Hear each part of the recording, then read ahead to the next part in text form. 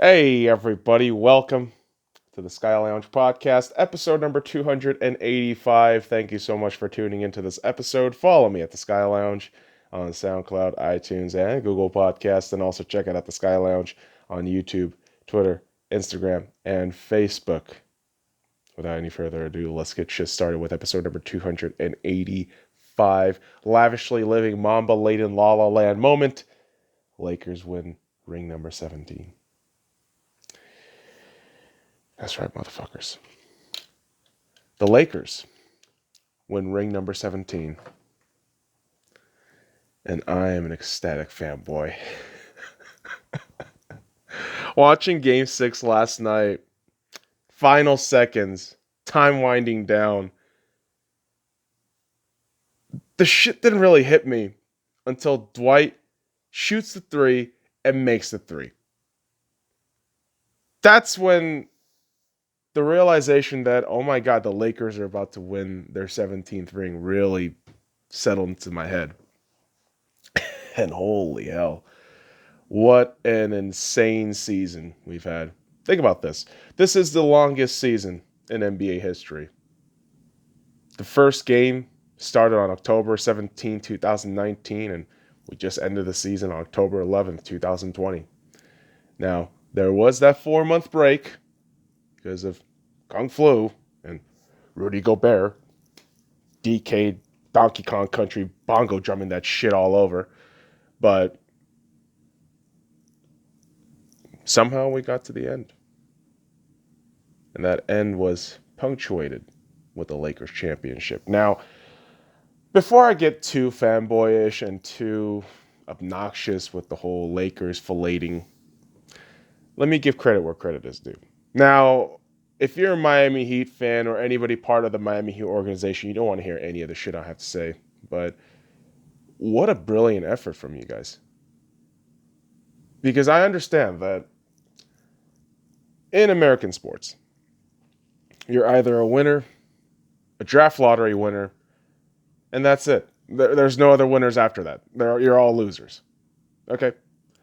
And losing in an NBA Finals where you give it your all, you push a behemoth to game 6, and at game 6 you're just exhausted. There's nothing more you could do. It's kind of sad to watch. It is. I mean, as a Lakers fan, of course, I mean, I'm going to enjoy my team, winning, but from a basketball fans' perspective, I mean, you have to look at the Miami Heat squad and just feel a little bit of sympathy, thinking, this is the little engine that could. I mean, they did everything they had to try to win. And I look at a guy like Jimmy Butler and think, if you can give a losing MVP award or something to honor somebody within that realm, kind of like how hockey has the Conn Smythe, even if you lost, I mean, you could still win the Conn Smythe as the most valuable player throughout the playoffs. And honestly, Jimmy Butler has that in stride. And his finals appearance in this series for the first time in his career, I think will truly define Jimmy Butler's career from this point forward. I don't think we're going to look at Jimmy Butler now and think, oh, the guy who worked his way up in Chicago and played with D Wade and, Rajon Rondo. Remember that squad? And he just kind of built himself up in team cancer in places like Minnesota and Philadelphia. No, I don't think that narrative is going to persist anymore. For me, what I saw from Jimmy Butler throughout that series in the NBA Finals was just somebody who will give it his all. Somebody who is willing to give himself for the betterment of the team. And you might not like the way he wants your grind, wants your grit, but you want him on your side. And I was one of those people that would have loved Jimmy Butler on the Lakers back in free agency in July of 2019. But to see him go to Miami become the star guy and essentially bring his team into the forefront of being, an Eastern Conference Finals and then a finalist. It's incredible. It's absolutely incredible. And I know Jimmy's going to do well because you have such a profound and prolific and just all around great owner slash VP of basketball operations, if I'm not mistaken, with Pat Riley. And you got a fantastic coach in Eric Spoelstra, who, in his post-game press conference, when being asked several questions, he was tearing up and obviously very sad about how his journey ended and very mixed emotions, I'm sure, after 2 months of being in this bubble, finally going back home into reality, whatever that is now. And it has to be a mix of emotions for the guy and the entire team. But, within the defeat, it's hard and very bleak to look at it. But when you have these foundational pieces up top and guys like Pat Riley and Eric Spoelstra, you're going to be fine. And obviously, you're going to have a salary cap situation to manage, in the upcoming offseason, where guys like Dragic, Hill, Leonard, Crowder, and Jones are going to be on expiring contracts. But I wouldn't doubt a lot of these guys taking team-friendly deals because they know what the potential of this team can be, because they know who's leading in the forefront on the court, off the court, and in the offices. So, again, if you are a Miami Heat team, this loss sucks now. It does. But I would not be pessimistic about this loss. If anything, I'd be optimistic about this loss. Because, yeah, the Lakers were favorites. Clearly, heavy favorites all throughout. And the fact that they got pushed to 6 games is an incredible testament to the potential of this Miami Heat team. Where do I see them going? Honestly, by next season, if they're able to keep a good chunk of that core, and I mean guys like Jimmy Buckets, Bam Adebayo, Tyler Hero, Goran Dragic, Duncan Robinson, Kendrick Nunn, Myers Leonard, Jay Crowder, and Andre Iguodala. If you can at least keep 9 of those guys and maybe add one really, really impactful role player or maybe a star player, woo-wee, that team is going to be sensational. And I'm going to throw this out there right now, just the way I did it with the Western Conference Final for next season. I think your Eastern Conference finalists for the 2020-2021 season is going to be the Toronto Raptors and the Miami Heat. Both teams in this bubble, in their respective, journeys in the postseason, has shown me that there's a lot of potential here. Just add 1 or 2 more guys, and that's it. They're going to get that next step.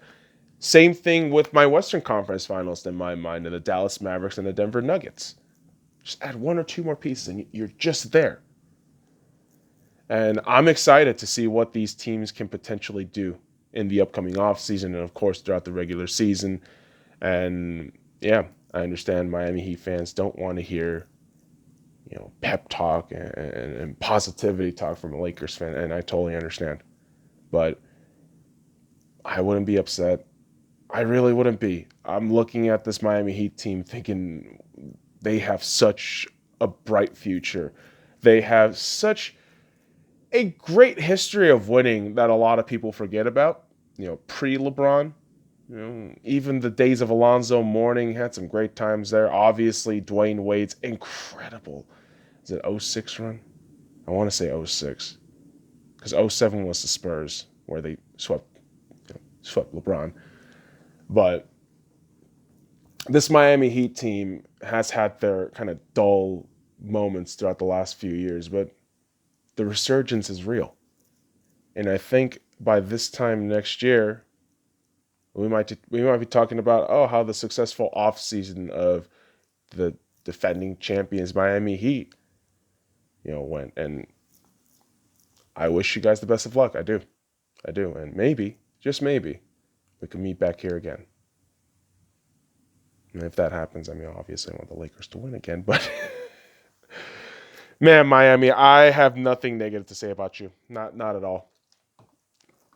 I mean, what can I really say? Oh, you didn't match up quite well to possibly the best duo in the NBA right now. Can't really say that. What I can say though is the Lakers won their 17th fucking ring. And holy shit. I can't fucking believe it. Because at the start of the season, it's so crazy because my mom actually did tell me this at the beginning of the season last year. Hey, I think the Lakers are going to win the championship. I told her, no, they're not. Stop. They're not going to win shit. All right. It's a very long season. You have 82 games to play. You got all these parameters to think about with all these other teams in the postseason. Injuries come into play. Obviously, you don't know how they're going to gel together chemistry-wise and everything, on the court, off the court. So I wasn't buying it. Although in one of the little prediction or guessing posts that I have on Instagram, I actually had the Lakers going to the NBA Finals against the Boston Celtics and losing in 7 games. Where, yes, in the Western Conference Final, the Lakers beat the Clippers in 7. But I just didn't think this was the Lakers' year, personally. But everything just kind of became a blur within this year and 3-month period of everything just kind of coming together. I mean, we all know how this shit started, right? Back in the good old days of early 2019 in February, right before the All-Star break, all this talks of, hey, let's ship off Lonzo Ball, Kyle Kuzma, Brandon Ingram, Josh Hart, and a bunch of other depth guys, and several pieces in the draft, lots of unprotected first rounders, and try to snatch up AD. Now, obviously, in the regular season, that didn't happen. And it really showed there's kind of toxicity all around the Lakers front office and the general black hole nature of how LeBron James operates. And, to this day, I'm not going to forget that shit. He has his history. I'm also not going to deny that LeBron James isn't a great player. I mean, he is a fantastic player. But that kind of shit truly pissed me off. And really, around July, when that trade happened for AD, I was one of those vocal critics of that move, saying, how the fuck do you trade your entire fucking team away for one guy who is injury prone? Now, here's the thing. I did watch AD twice before that. Twice in New Orleans. On a back-to-back night where he faced the Pacers and then the Lakers. Both wins for the Pelicans, by the way. But as good as he was, as good as I knew he was, what really troubled me about that move was we traded all these guys, Brandon Ingram, Lonzo Ball, Josh Hart, and a shit ton of picks for at least, 4 to 6 good years. Albeit you have the whole step-in rule shit. You traded all that shit for a fucking amazing player who is injury prone, and you expect everyone to be joyous about it. In my mind, it was, okay, cool, it's championship or bust. If it's bust, I'm going to lose my shit. But after that move, I mean, everything just kind of trickled down, right? Free agents started coming to LA. During the time the Summer League is going around in Las Vegas, which I was part of. I was actually at watching LeBron James, AD, and Kyle Kuzma on court during the Summer League. And it was funny. That was the same Summer League where I saw Yao Ming, literally a foot or two away from me. And it's just so crazy that period where all the free agent guys, came on board to the LA Lakers.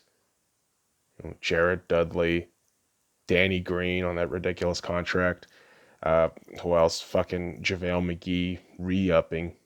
Rajon Rondo re-upping. Quinn Cook tagging along. Troy Daniels was one of those guys. But when the Lakers announced DeMarcus Cousins and Dwight Howard, I had two very polar opposite reactions because immediately with DeMarcus Cousins, it's okay, if he's healthy, if he can get better, if he can maybe, I don't know, play a couple of regular season games, maybe through a postseason run, he can get a shot or two. But that didn't happen. It just didn't end up happening because Boogie was waived in order to make space for Markieff Morris, and that actually turned out pretty well. And the Dwight Howard move, I was less ecstatic about. I mean, let's be real. If you can pull up the tapes, and I have all the fucking receipts, kids, I was livid with the Dwight Howard move. I was absolutely against that move, saying this is the worst fucking thing you could have done. Why the fuck are you bringing this guy in? This is absolutely ludicrous. But it was a non-guaranteed contract, so I thought, okay, fine, prove it. Fuck you, prove it. And the team just kind of scurried itself together. And obviously had the offseason in China with all their bullshit, which I still call out. I do. And they are still the woke league of Chinese basketball in my eyes with all their shenanigans. And honestly, LeBron, if you call Daryl Morey an idiot for defending freedom in Hong Kong, you, sir, are a goddamn communist. And that's why I call you LeBron James, despite your greatness on the court. But with all that criticism, with all that shit going on, the team gelled. And good on them. I'm glad that they did. I mean, I still criticize, parts of that aspect with the Lakers and the entirety of the NBA, also known as the woke league of Chinese basketball. But as a fan of the team, I mean, of course, I want the chemistry to build. I want the team to get better. And throughout the course of the season, it was going to be, a litmus test to see how this team can actually do, right? And the whole idea being, oh, well, this team is built for the postseason. We don't really need to worry about the regular season. But that wasn't the case at all. From the get-go in the first game of the regular season where the Lakers went against the Clippers and lost, and I remember being super salty about that game on the fucking review video on YouTube. But all I kept thinking was, okay, are you going to pretend the regular season actually matters? Or are you going to do the typical fucking thing I've seen you do over and over again in Cleveland and Miami? You're just gonna take it easy, LeBron? And nope.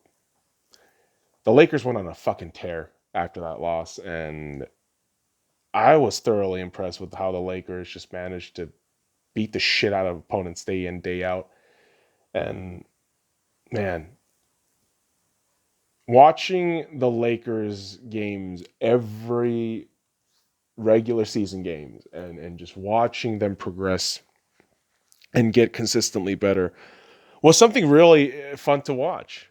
I mean, from a pure basketball perspective, my mother and I were just watching this shit, enjoying, and obviously the politics we just kind of ignore. But, by late December, the Lakers are on top of the league, basically right next to the Bucks, and you're thinking, okay, maybe this team can push it. Maybe this team has what it got, and has what it got. Yes, that's how excited you get when the team is flying high in December. But of course, late January, you have Kobe Bryant's tragic death, along with his daughter Gianna, and all the other 7 on that helicopter. And it really emotionally shook up the Lakers, and obviously Lakers fandom. And I think after that tragedy, it became apparent that, okay, the Lakers have a goal. The Lakers have a mission this season, and it's to do it for Kobe. Do it for Kobe. And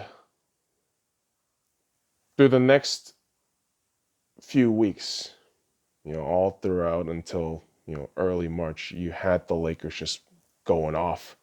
And I was fortunate enough to actually go to a Lakers game in February where they faced the Phoenix Suns and fucking handed them a fucking massive L at Staples Center. Enjoyed the hell of it, and enjoying a Lakers victory with that fucking song, I love LA. I think that's, who's that motherfucker from Toy Story composer? Motherfucker who writes short people. I'm going to remember that name at one point in this episode, but if I don't, whatever. The point being, watching the Lakers live was a fun experience. And it just gave me a lot of confidence as to what this team's trajectory could potentially be. I thought, okay, cool. Definitely make some noise in the postseason, but we'll see how all that goes. But we know how all that went. Kung Flu shut all this shit down. And we didn't have basketball until late July again. It was in late July where bubble is active in Orlando, and we're going to have basketball, these weird regular season qualifier games, and off into the postseason. And this 2-month affair became, albeit a very annoying woke pageantry, it was a fine display of basketball from every team. And the Lakers just piled on wins. I mean, round one, we all know what the Trailblazers are. I mean, we've seen what the Trailblazers are for half a decade or more, so what the fuck did you expect with that round one loss for the Trailblazers? A gentleman's sweep. Yeah, of course. Same thing with the Rockets. Like, oh, Mike D'Antoni and James Harden, I wonder what they could do. We've seen this show for a fucking half decade. We know how this is going to go down. So those two series, I just tossed away. Western Conference Final, though, different story. Because I saw what the Denver Nuggets were doing and thought, no team in NBA history has come back from two 3-1 deficits. I mean, let alone back-to-back 3-1 deficits. So seeing that team go up against the Lakers really had me worried because I thought the Denver Nuggets could get the best of the Lakers and could push for a potential Game 7. But Lakers are resilient, 1-5, and gets to the NBA Finals. And you have on the other side the Miami Heat team who were just tearing it up in the Eastern Conference too. Lest you forget, they beat the shit out of the Pacers. They wrecked up the Milwaukee Bucks, basically swept them. That Game 4 was, I feel, a fluke win for the Bucks. And the Miami Heat just kind of took the gas off the foot there. And the Eastern Conference Final, man, they really exposed what the Boston Celtics were. It's kind of this third-tier team right behind the Raptors and the Heat. And that's how they got to the NBA Finals. And honestly, I was thoroughly impressed with their journey and was very worried. Although I did say Lakers in 6. And to see them get that shit in 6 was great. It was great. I mean, last night's whole trophy ceremony, awesome stuff. Obviously, everyone on this squad deserves a mention, and I will actually go through everyone in this squad. And it's not going to be literally everyone. It's not going to be all the goddamn, medical staff and everybody on the bench and everyone involved, with the logistics part of the Lakers. But hey, shout out to you guys. All the folks, working behind the scenes, right? The training staff, the medics, the people who prep up, the players' rooms, players, day-to-day activity within the team. Shout out to you guys. Fantastic stuff. But I'm going to start with head coach Frank Vogel. Frank Vogel,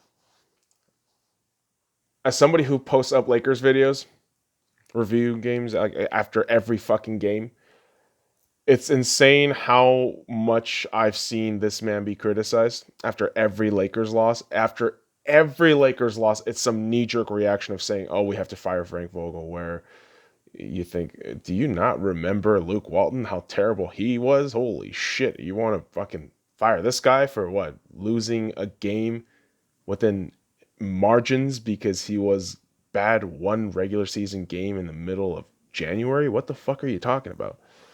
But I've seen this guy be criticized all throughout the season. But in the moments that mattered, he got shit done.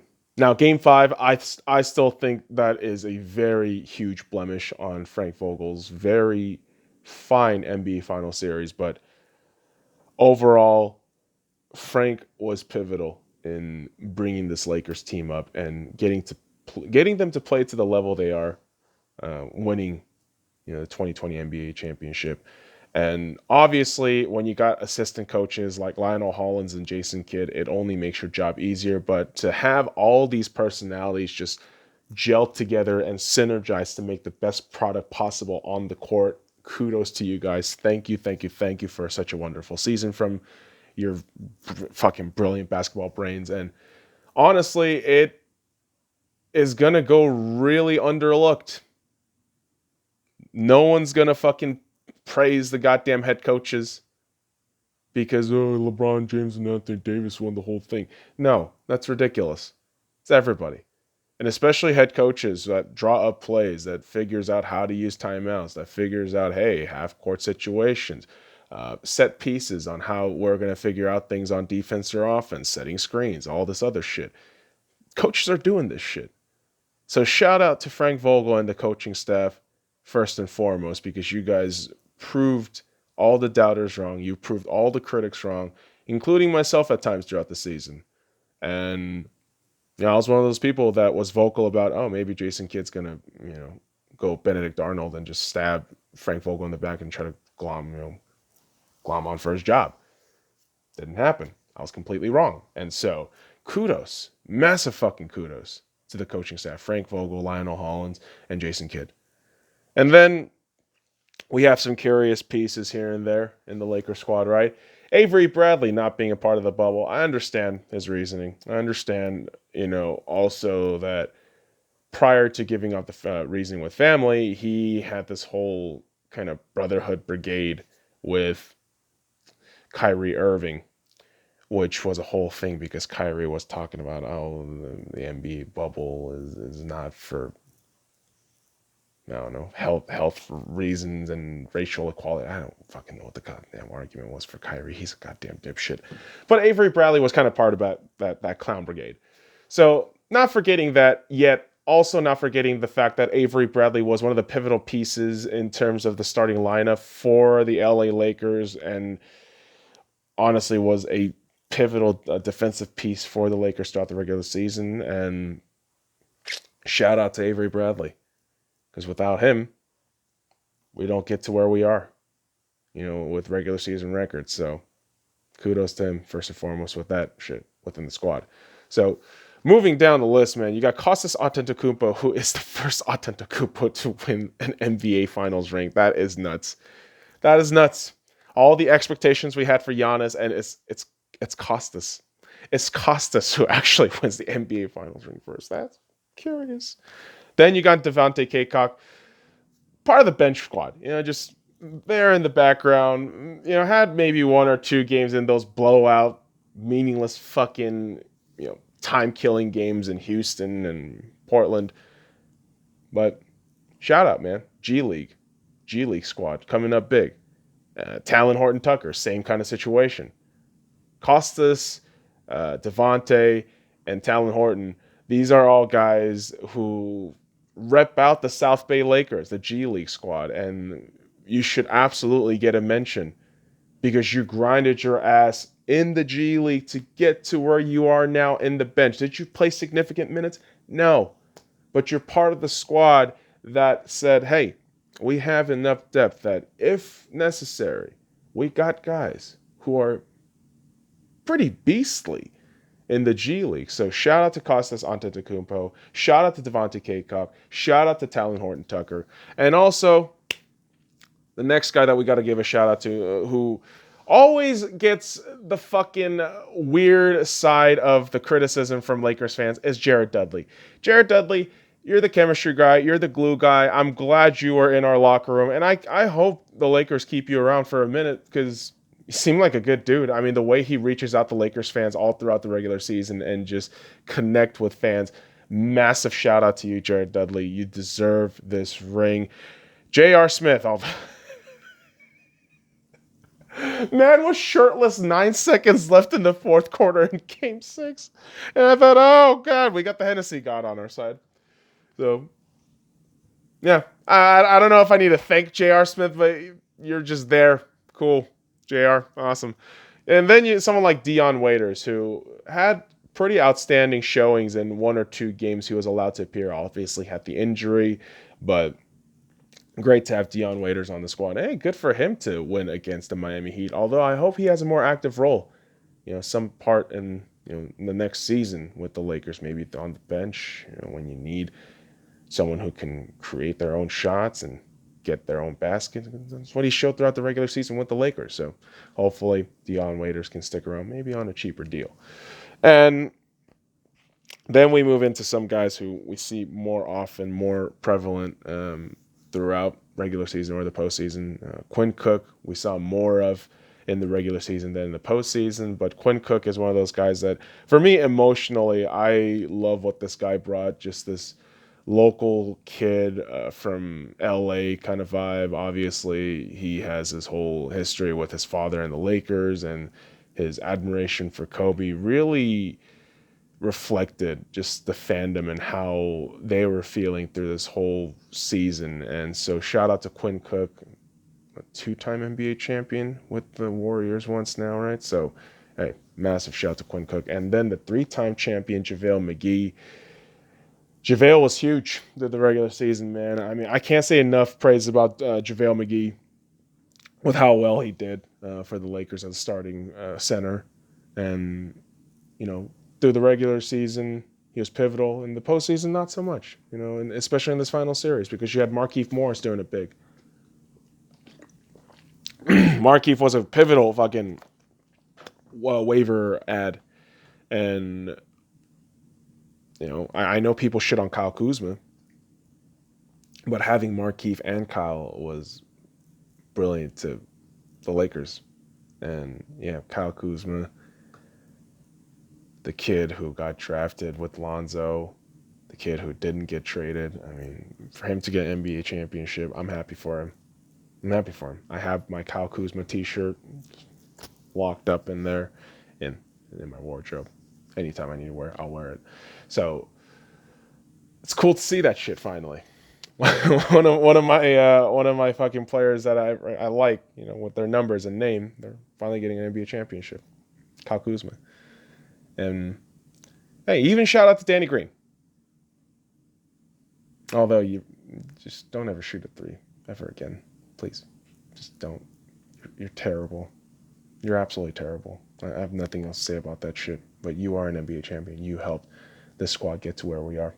And I think people forget the buzzer-beating 3 that he had. Not the buzzer-beating 3, but the game-tying 3 he had against the Dallas Mavericks in the regular season to send that shit into overtime. One of the best games in the regular season I've seen with the Lakers. So, shout out to Danny Green. Massive shout out to Dwight Howard. Post-game live stream on Instagram from Dwight Howard was probably one of the best things I've watched. I teared up after that shit. Dwight finally being an NBA champion in Orlando with the Lakers, and a huge bag of emotions to unwrap there.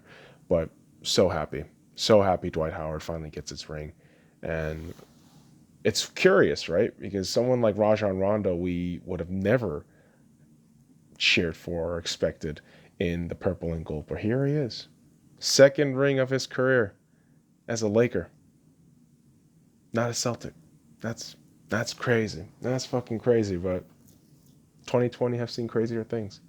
But also shout out to Contavious Caldwell-Pope, who I think has been the best, honestly, utility third player in this NBA Finals series. And honestly, without KCP, I don't think the series is done in 6. And maybe the Lakers don't even win. But KCP was absolutely fantastic. And Alex Caruso, the real GOAT, got inserted into the starting 5 in Game 6.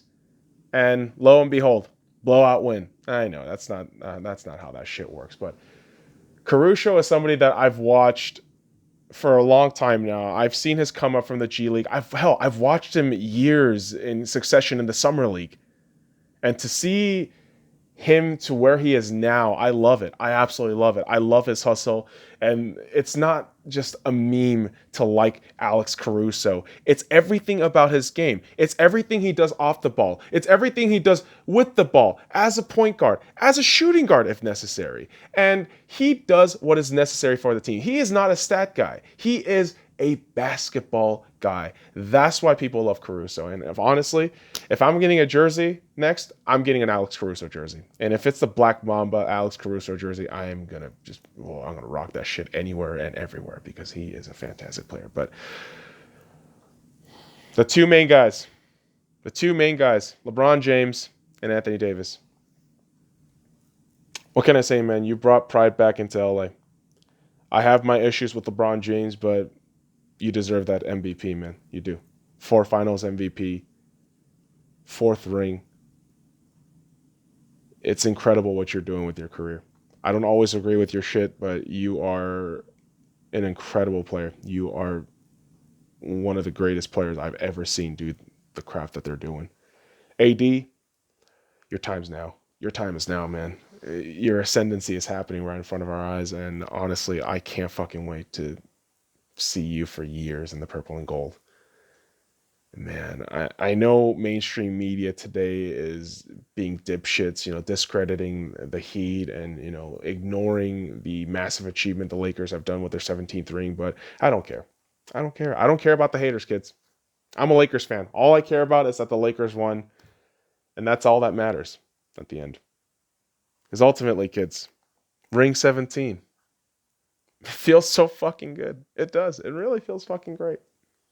But on the next episode of the Sky Lounge, we might just delve into some other sports shit while I'm still riding high on this championship win. And I might be a little bit higher with some greenery added to that shit later, but that'll do it for me. All right? All right, motherfuckers. I appreciate you dropping by this episode. Follow me at the Sky Lounge on SoundCloud, iTunes, and Google Podcasts. And also check out the Sky Lounge on YouTube, Twitter, Instagram, and Facebook. And until next time, kids, fuck off. Let's go, Lakers! Woo! 17!